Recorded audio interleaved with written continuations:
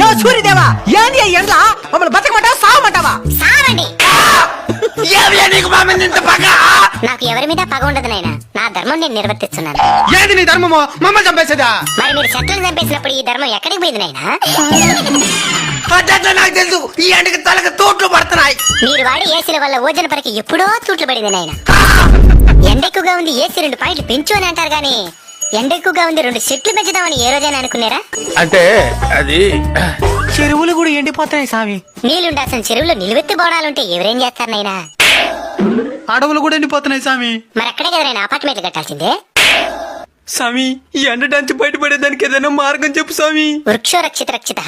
చెట్లను మీరు కాపాడితే అవి మిమ్మల్ని కాపాడతాయి. తప్పకుండా నాటి కాపాడుతాం స్వామి. స్వామి, ఇంక మిఠాని ఈ ఎండలు తగ్గినా?